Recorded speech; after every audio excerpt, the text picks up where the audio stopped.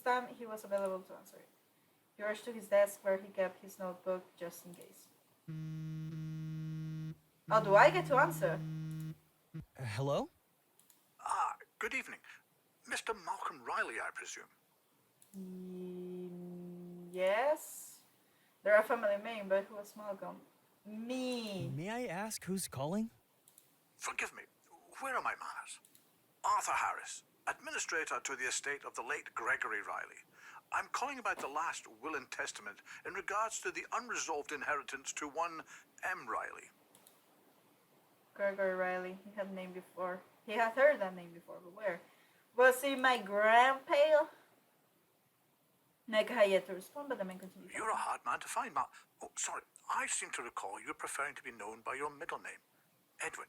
Oh, Is that still accurate? I'm a Malcolm. It's my dad. Forgive me, it has been many years since I last saw you or your father. It was my grandfather. Those words pounded in his head like a drum. Who was this person? He said Edwin. Edwin Riley was the name of his father. He was sure of that. He swallowed hard. His whole body felt heavy. It was like it was suddenly constructed of lead. All of his attention was directed to the voice he could hear through his phone. You or your father? Edwin, are you there? I'm not Edwin. I'm not Edwin. Edwin's my father, but... He's been gone for years. Wait. For some reason, he decided against telling him that. Maybe I can find out more from this man if I pretended he was still here, but just not available. He swallowed it again. It was almost painful how anxious he was. He's not available at the moment. May I help you with something? Edwin's son? My. You must be little Michaelia then. Has it really been that long? Michaelia was technically his full name, but no one called him that ever. That's a cool ass name, though. Not even his son, who was a stickler for proper language names. In fact, he didn't have any recollection of anyone calling him by that name. How did this man know it? You know my father, then? I do indeed. I haven't heard from him since your grandfather passed, however. I've been trying to get in contact with him about the estate for quite some time. Of course, I finally find a lead, and it ends up being his son. Then... could you tell me more? About the estate? I shouldn't really, Micah struggled not to burst out of frustration. but since it's taken me so long to find your father, and you are technically an M. Riley, I see no harm. Thank you, sir. Such a polite young man. Gregory would be proud indeed. I have the afternoon free. What say we meet for a late lunch and go over the details I have to share with you? I would very much like to see how much my dear friend's grandson has grown after all these years. That sounds fine. We could meet at the Merriment Cafe, if you've heard of it. Very well. Merriment it is. 2 p.m. tomorrow. Yes, sir. Thank you, sir. With that, the call was over. Micah's heart raced. He had finally met someone who knew his father and his grandfather. Micah looked at the call log on his phone to make sure he wasn't imagining this. Oh shit, Leon. He didn't know if he had the mental fortitude to take on socializing right now. He had so much to think about. His father and grandfather. I should text him. Whoa, I get to use the phone again. I click on everything. Okay.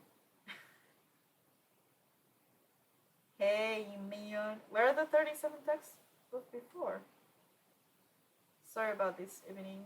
I left my phone home. Something came up. Sorry. Oh, yep. Oh, it's okay. Everything alright. Yep. It's all good. I'm so good at lying. Just family stuff. Nothing special.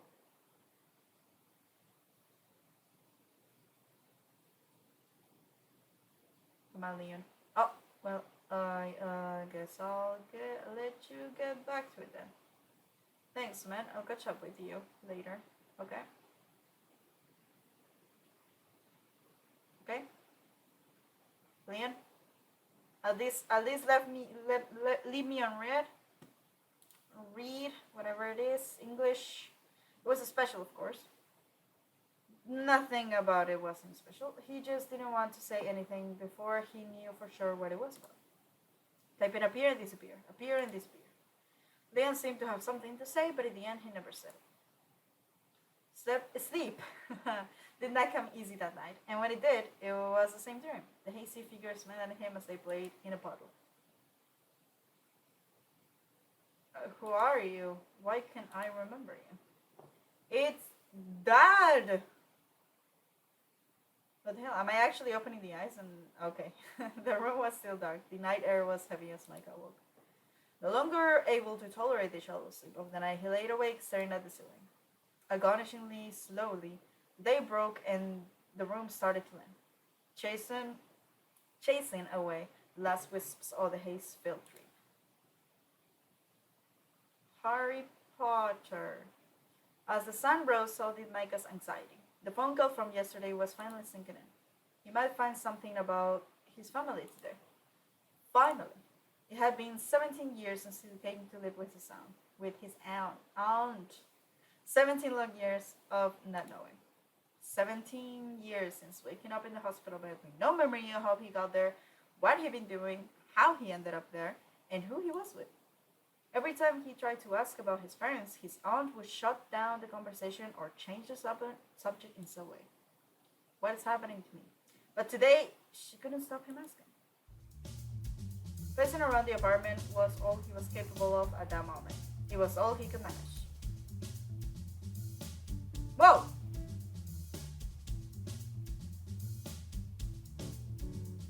My God, Mike. Do I have the day free from the cafe? Don't I have to go to work? Yeah, I don't know. Play some games on your phone. Do you not have any games? Go on Facebook or something. My God, 11 a.m. Enough was enough. There was only so much pacing one man could do. His mind still filled with thoughts of a lawyer. Michael decided he should just head back to Merriman early. Anything was better than pacing back and forth any longer. Make up some excuses about wanting to watch Thomas in the kitchen or practice a new latte art. Something. Anything would do. As he walked through the doors of the cafe, Micah desperately tried to calm his quickening heartbeat. If he spent some time messing about here for a while, it would surely start going quickly, right? Micah recalled something about Thomas trying out a new menu item today too, a worthy distraction. Eventually, thoughts of the meeting began to melt away as he watched Thomas cooking in the kitchen. Before long, he felt himself sketching the meal at different stages of preparation. What he first thought would be a useless skill, his food rounds had become somewhat useful and were used on Mary's menu. He checked his phone nervously, 1:25. Oh, time went so slowly at first, but spending time in the cafe drawing and chatting to Thomas actually made time go much quicker than he expected. He took a deep breath. Felt much calmer, thankful for the distraction this had become. Why don't you go get a table in the dining Oh my room? God, Thomas, you hell out of me. In the dining room? Someone's got to make sure these are actually edible. I don't think anything you could make would be inedible, but I'm not one to turn down the famous Thomas's cooking. With a smile, Micah took a seat at one of the empty tables, and Thomas brought out his newest experiment. They looked and smelled delicious.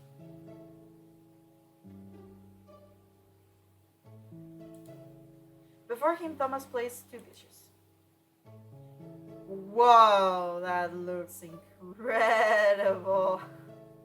One wasn't really a dish, but the most indulgent-looking milkshake Micah had ever seen.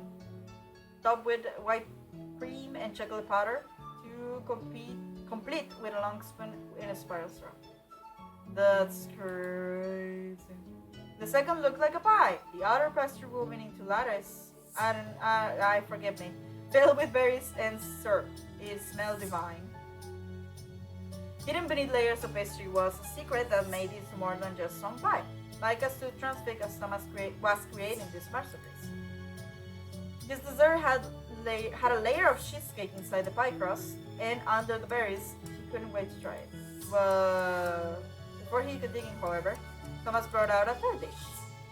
There's more? Where did this one come from? A special treat. A mischievous look spread across the chef's face. He gently placed the dish in front of Micah. His smile blasters. Now you may eat. Dig in. Is that a pizza? What is that? Is it even possible I can eat all this? You'd better. You hurt my feelings otherwise. You don't hurt this man's feelings. Micah examined the new meal with interest, trying to work out what secrets this one held. What is that? I mean, and I don't mean that in a bad way. Like, it looks delicious, but what is it? Like, I need to know. Do you have the recipe? Pizza? It is pizza. Okay, it looks really good, but what? It looks really good. But Try it and find out. why does it look weird? Like, what is it? Is it potatoes? Is it what? I need answers.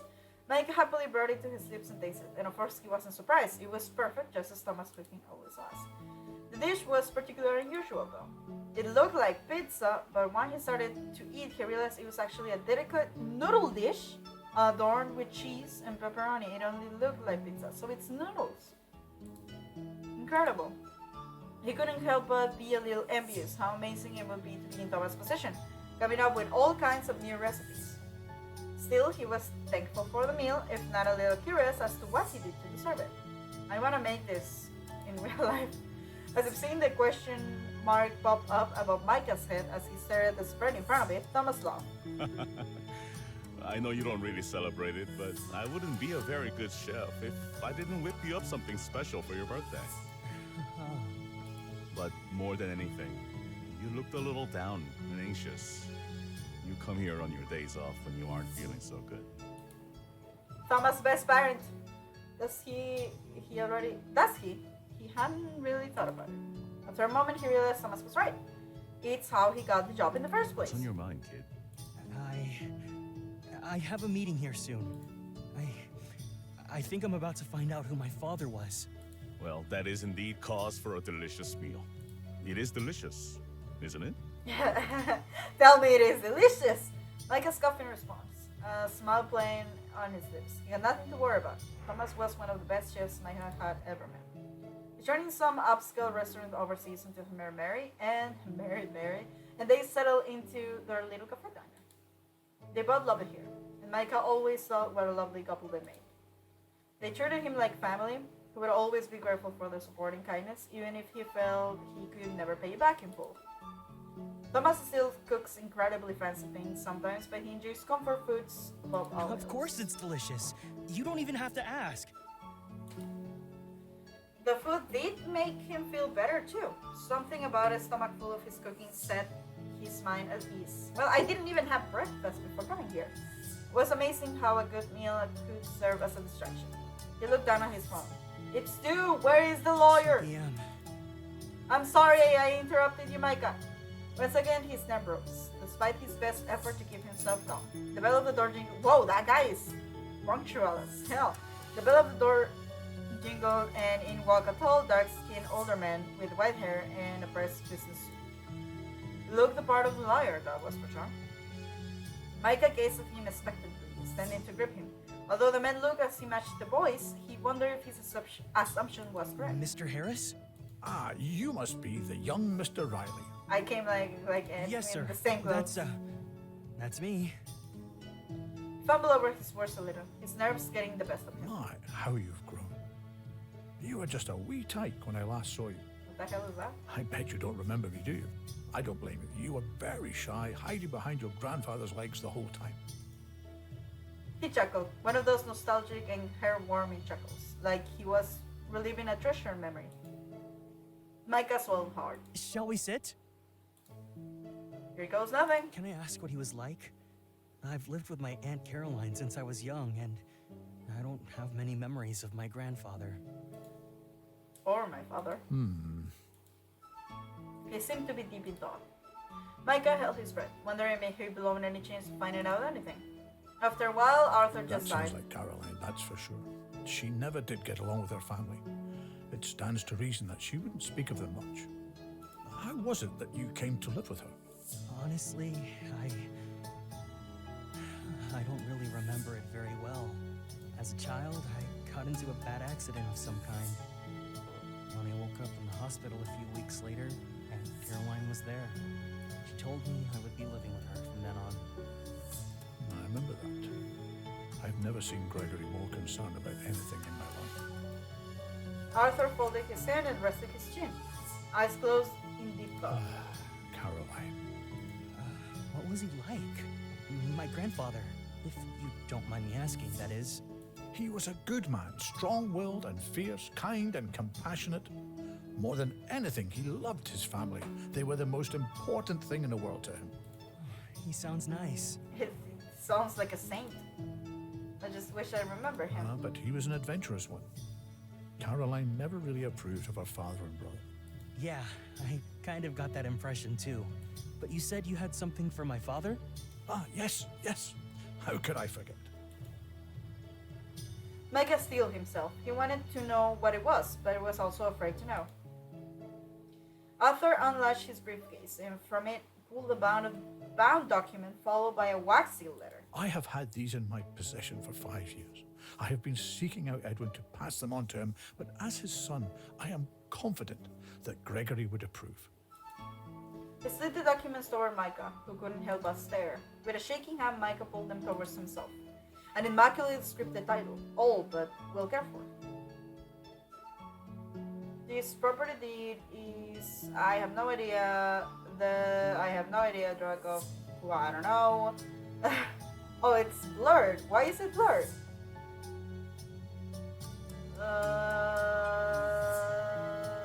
It's blurred on the names? No, I don't know. No, it's blurred on the property. Okay. It looks like a property. Side scan the deed before moving to the letter. Addressed to one M. Riley. He took a deep breath and opened it, barely managing to stop his shaking hands. My dearest Micah. Oh, it was for me all along. His heart jolted. It was addressed to him. His eyes went wide and he looked back up towards the lawyer. Where he was standing a moment ago was now an empty space. Oh my God, was he a ghost? He was gone.